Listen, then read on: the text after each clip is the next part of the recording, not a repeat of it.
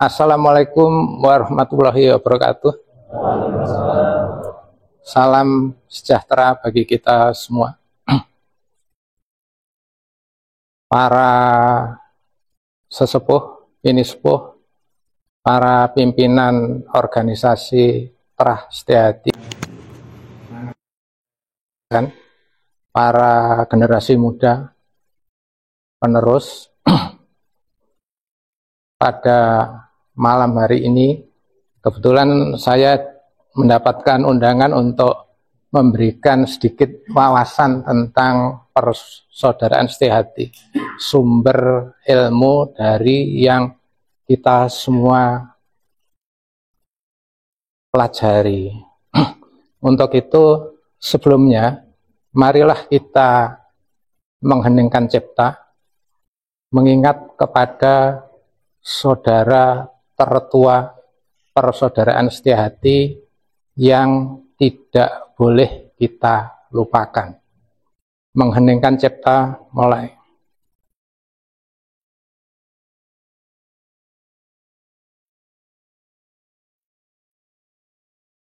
Selesai, terima kasih. Yang perlu kita ketahui bersama, saya berdiri di depan ini bukan saudara tertua. Saudara tertua persaudaraan Setiahati hanya satu. Beliau adalah Ki Ngabei Surodiwiryo, sentral figur daripada persaudaraan Setiahati. Saya hanya saudara tua. Jadi ada 3 klasifikasi saudara. Saudara muda, saudara tua, dan saudara tertua. Jadi beliau adalah guru lahir kita bersama. Sedangkan guru batin sudah ada di dalam diri kita. Maka ada pepatah, if you cannot go outside, go inside. Jadi kalau panjenengan ini Mas Agus Mulyana lari ke sana kemari mencari, meneliti, dan kemudian mentok, maka carilah ke dalam. Dan ini ditemukan oleh Einstein, oleh Alva Edison, dan para penemu. Dan Ki Ngabei Surodiwiryo seperti itu. Jadi apa yang ditelurkan oleh beliau itu berdasarkan suara hati. Panjenengan tentu ingat, terutama yang dari syariatnya kuat, bagaimana Kanjeng Nabi Musa pada saat diserang oleh tentara Fir'aun, dia sudah tidak bisa apa-apa. Maju kena, mundur kena, ke kiri ke kanan kena. Tapi pada saat beliau diam, kemudian mendengar suara dari sini, lemparkan tongkatmu, maka selamatlah dia. Oleh karena itu, yang disebut dengan Saudara Esa adalah orang yang pertama kali masuk pasti diajarkan gerak batin, bukan gerak lahir. Jurus itu nomor keberapa?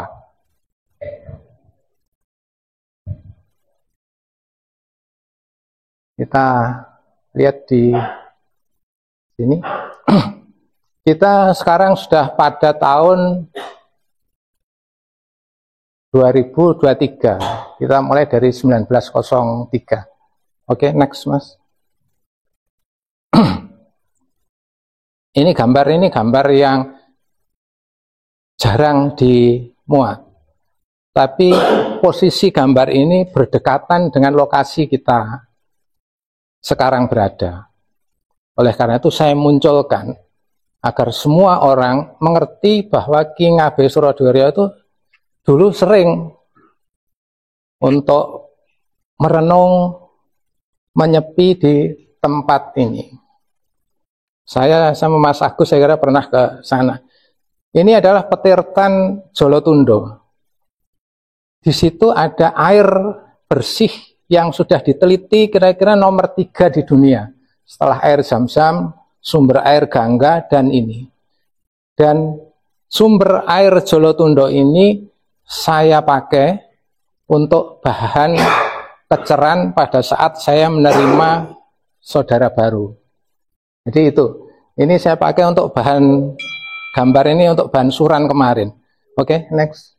Nah ini di atas disebutkan keluarga besar Sanggar Delima.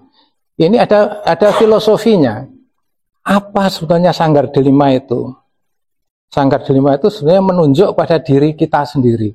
Panjenengan semua itu adalah Sanggar Delima. Panjenengan semua itu adalah rumah Tuhan yang paling asli. Jadi Sanggar itu adalah rumah, Delima itu dari 25. Jadi panjenengan, saudara semua ini adalah rumah yang terdiri dari 25 saudara. Di mana saudara yang nomor 25 ini sebagai utusan penutupnya. Nah, bagaimana dengan saudara semua? Panjenengan adalah sanggar-sanggar Delima yang masih kotor, yang lupa. Oleh karena itu perlu dielingke, perlu diingatkan. Maka misi daripada Esa itu sebenarnya mengubah sukmo kuli menjadi sukmo luhur. Mengubah orang yang banyak dosa untuk bisa menjadi orang yang suci. Semua agama itu sebetulnya arahnya sama, menuju ke kesucian. Hanya perjalanannya yang berbeda. Ini adalah ngendika dari Ki Ngabei Suradewirya yang sekian puluh tahun tidak pernah muncul. Pada suran kemarin saya munculkan. Sederhana sekali, mengubah sukmo kuli menjadi sukmo luhur. Mengubah Sanggar Delima yang penuh dengan kotoran menjadi putih mulus Sanggar Delima. Ini prinsip. Oke, Mas. Pada zaman saya ngandidat, saya masih berkesempatan bersinggungan dengan intensif dengan beberapa saudara keceran langsung dari Ki Ngabei Suradewirya, di mana nomor 1, 2, 3 itu adalah Deretrap yang masih sugeng pada saat itu. Dan ketiganya ini sebenarnya awalnya semua berada di Surabaya, tidak di Madiun. Sehingga kemudian yang nomor 3 itu dicarikan rumah di Madiun untuk sebagai juru kecer di sana. Dan beliau adalah orang yang kemudian ngecer saya. Kemudian yang lain,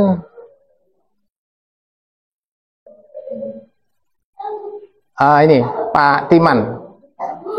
Pak Timan itu masih membawa tulisan tangan dari gurunya Ki Ngabei Suradewirya yang berasal dari Bali, yang bernama I Nyoman Gempol, dan itu kebetulan juga sempat ditunjukkan kepada saya.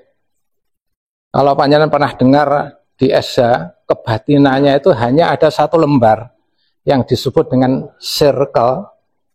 Pada zaman I Nyoman Gempol memberi kepada Ki Ngabei Suradewirya itu belum berupa bulatan, tapi masih berupa segi 4.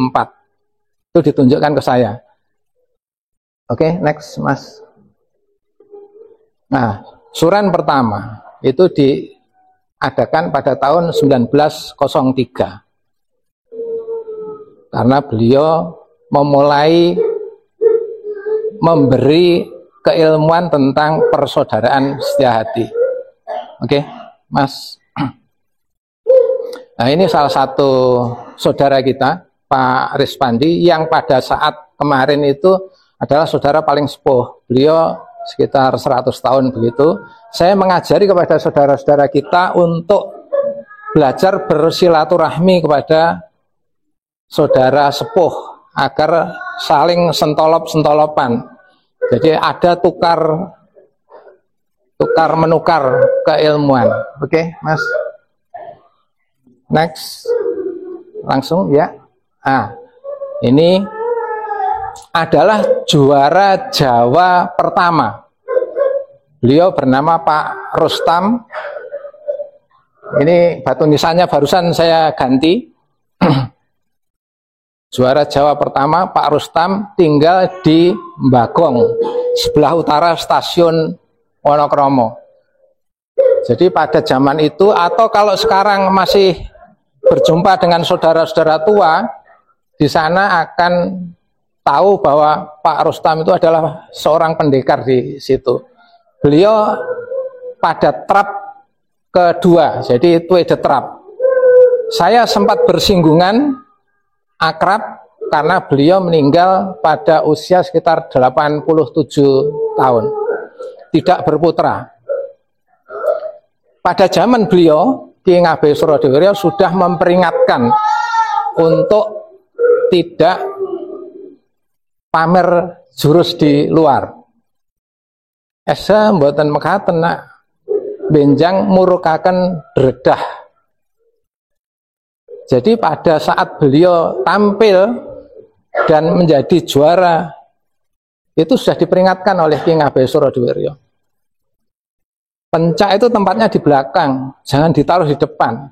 Ini nanti akan banyak musuh ini. Kira-kira semacam itu. Tetapi ternyata masih ada saudara yang lebih muda dari beliau, kemudian tampil juga yang bernama Pak Munaji. Agar Ki Ngabei Surodewerjo itu tidak tahu, namanya dibalik, Munaji menjadi Janimun. Ternyata akhirnya pun juga ditimbali. Panjenengan kalau masih seperti itu, benjang akan memetik hasilnya. Kita semua tahu bahwa Pak Munaji akhirnya gugur dan kira-kira baru 2 minggu baru ditemukan mayatnya.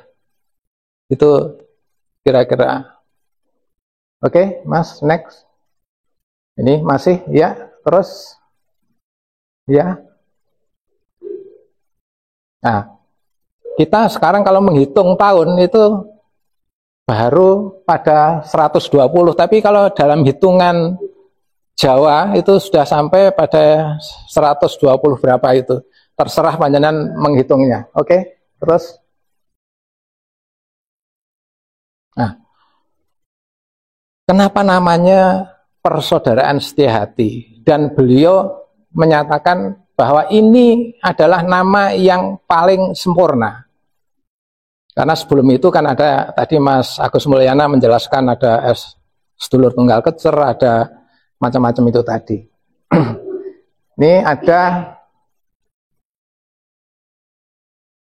persaudaraan. Arti khusus tentang persaudaraan itu adalah hubungan antara manusia dengan manusia. Kalau di dalam syariat disebut sebagai hablum min nanas. Ajarannya ada gerak lahir berupa pencak silat 1 sampai 36. Dan itu hanya diajarkan di trap pertama. Jadi pada Ersetrap itu ada gerak lahir. Pada tweede trap tingkat 2 sudah tidak ada gerak lahir lagi. Semua adalah kebatinan. Bagaimana kita selaras dengan alam besar sehingga mendapatkan suatu keselamatan. Oke, Mas, selanjutnya. Nah, ini setia hati adalah hubungan antara manusia dengan Tuhannya. Dalam syariat disebut sebagai hablum minallah. Di dalam pengertian Islam yang sempurna itu pasti ada hablum minanas dan hablum minallah. Oleh karena itu SJ itu sebenarnya ilmunya sudah bulat penuh. Maka saya katakan SJ ini adalah jalan lurus yang pendek. Kenapa kita harus melalui jalan berliku yang ternyata jalan tikus dan buntu? Tidak ada jaminan. Oke, Mas?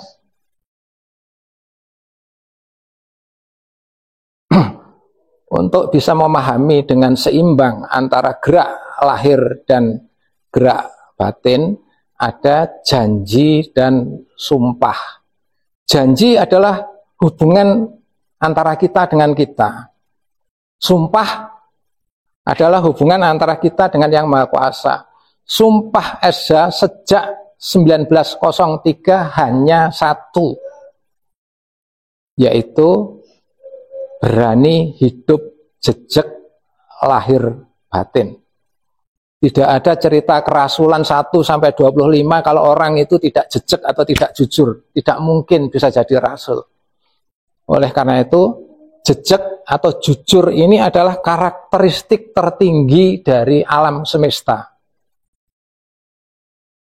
Jadi jangan bicara masalah SH kalau panjenengan tidak atau belum bisa jejak. SH itu ada di sini, bukan di sini. Bukan rekayasa, bukan pencitraan. Oleh karena itu, saya tentu berharap jurus SH itu tidak perlu dirubah. Carilah jurus yang originalnya. Oleh karena itu, pada saat saya menyelesaikan, waktu itu saya dari Nyon Sewu, saya dari Terate, di Trap 1, Trap 2, dan Trap 3. Trap 3 itu hanya saya yang bisa menyelesaikan. Yang lain-lain berguguran. Ternyata yang lain sekarang itu sudah jadi mahaguru semua. Ada mahaguru di macam-macam lah. Yang bisa selesai di tempat itu, si pembuat Mukadimah Terate itu hanya saya. Dan belajarnya saya itu bukan seminggu sekali atau 2 minggu sekali. Belajar saya itu setiap hari karena saya tinggal di rumah beliau. Makanya saya akrab dengan semua putranya, sehingga pada saat saya ngecer saudara Erik yang dari Prancis itu, saya pinjam vilanya di daerah sini itu, saya bilang awalnya putra pertama itu masih bosok dengan saya karena hampir 30 tahun tidak ketemu. Tapi dia ingat, ini kok saya pernah mendengar suara ini. Begitu saya kenalkan, oh saya Didik Mbak. Walah, dulur dewe katanya. Maka villa itu saya dapat gratis itu. Bahkan dikasih hidangan di situ. Karena ternyata putra dari pembuat Mukadimah itu dulunya, mudanya sering saya boncengi ke sana kemari. Mbak Reni itu rektor sekolah pariwisata 2 periode. Suaminya adalah ketua cabang Terate di Surabaya waktu itu, Mas Risat Wahyudi. Jadi itu, oke, Mas. Jadi ini, persaudaraan setia hati itu sebenarnya menghidupi kita semua, bukan barang mati. Menghidupi, hidup, dan menghidupi juga menetapi kewajiban. Kalau panjenengan melakukan itu ditepati, mendapatkan suatu keselamatan. Saya sudah merasakan ini, orang-orang kotor dengan seragam yang hampir sama dengan saya ini, mereka selalu mengolah diri untuk menjadi sukmo luhur. Panjenengan bisa bayangkan, untuk bisa mendapatkan emas, logam mulia dari batu ini harus dilebur. Ini saudara-saudara itu gitu. Kalau kamu mau melakukan paringannya Ki Ngabei Suradewara, kamu nanti akan menjadi sukmo luhur. Rezeki akan datang dengan sendirinya, tidak dicari-cari ke sana kemari. Kita akrab dengan siapa saja, banyak kiai kos, saya diterima dengan sangat istimewa. Pada saat saya mau minta ilmu, ternyata saya sudah dirangkul, tidak perlu, panjenengan kalih kula sudah menjadi saudara. Ini loh, Esa ini. Pada saat kemudian saya ke Bali, ini Mas Agus Mulyana, saya ke sana, saya itu dikawal dengan 50 orang pedanda, kiainya Hindu, sebagai bentuk penghormatan.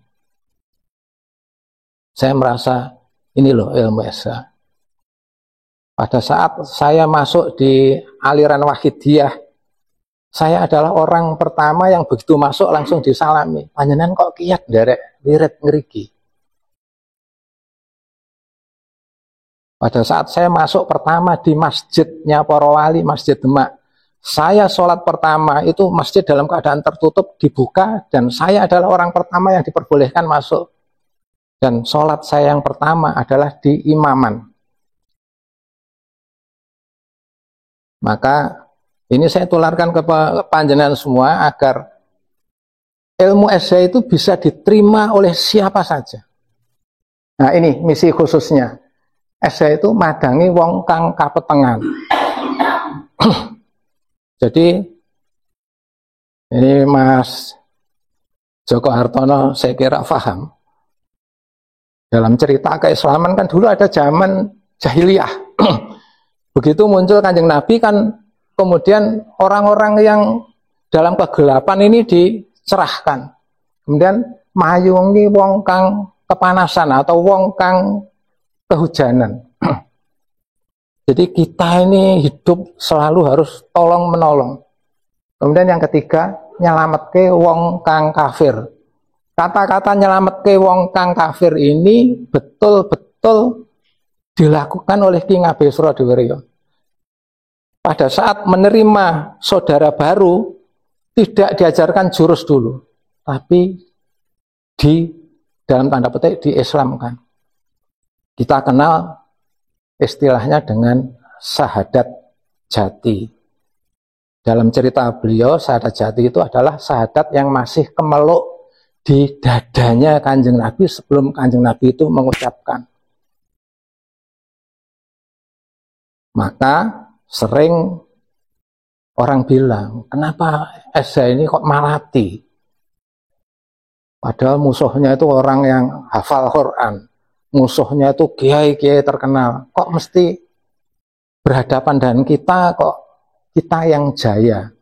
Maka ada istilah mungkin SH itu adalah jaya dengan menari, kira-kira begitu. Panjenengan mungkin pernah dengar itu, oke?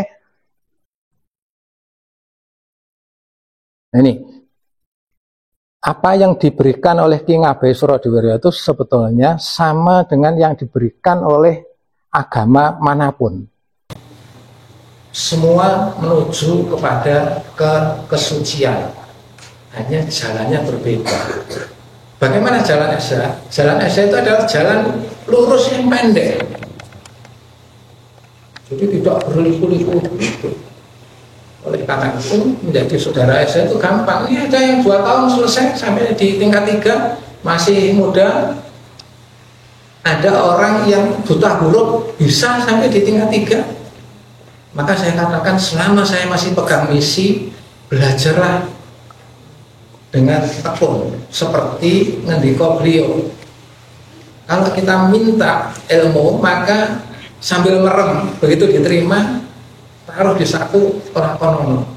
SH tanpa laku itu seperti gabah gabung. Banyak tahu gabah gabung? Gabah yang tidak ada isinya. Jadi jangan banyak ngomong kalau tidak ada lakunya, nggak ada kekuatannya panjenengan. Oke, Mas.